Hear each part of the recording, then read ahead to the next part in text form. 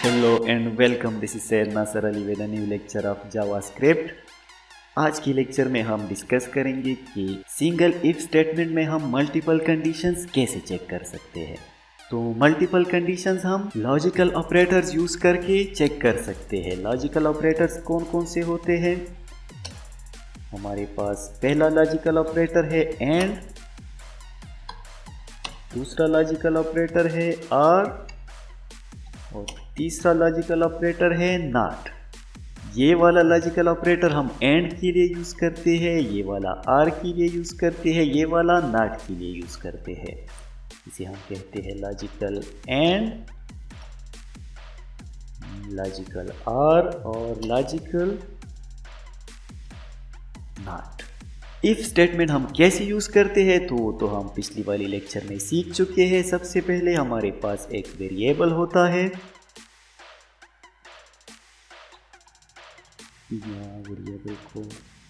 Variable होता है और उसमें कोई वैल्यू स्टोर होती है।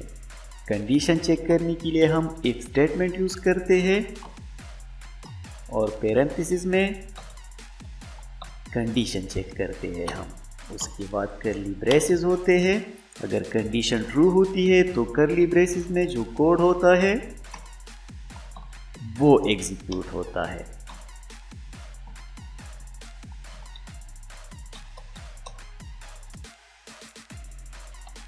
और अगर कंडीशन फॉल्स होती है तो एल्स वाला स्टेटमेंट एग्जीक्यूट होता है।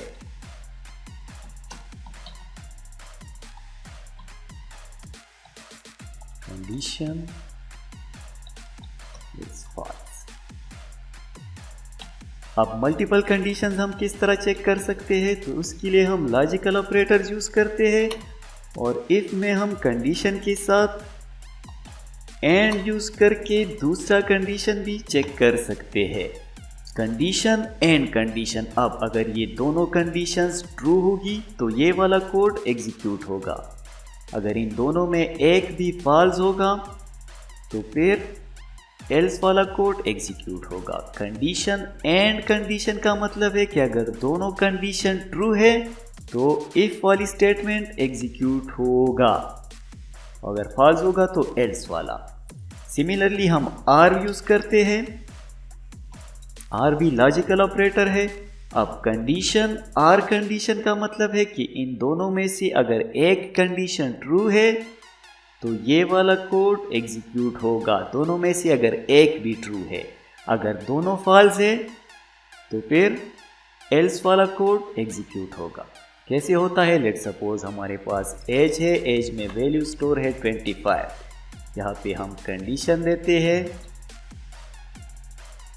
एज ग्रेटर देन 18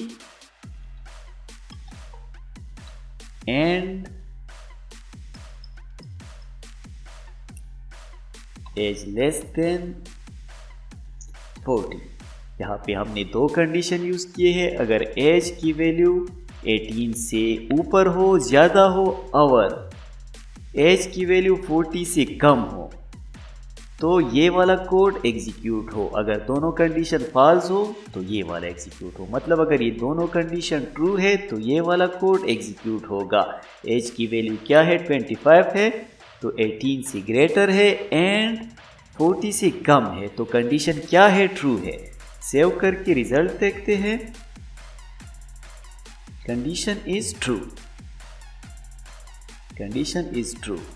अब अगर एज की वैल्यू को मैं 50 करता हूँ, सेव करता हूँ, अब क्या हो गया? Age is greater than 18, 50 greater than 18 है तो ये वाला कंडीशन तो ट्रू हो गया। And age is less than 40, अब 50 40 से लेस नहीं है बल्कि ग्रेटर है तो ये वाला कंडीशन फॉल्स हो गया।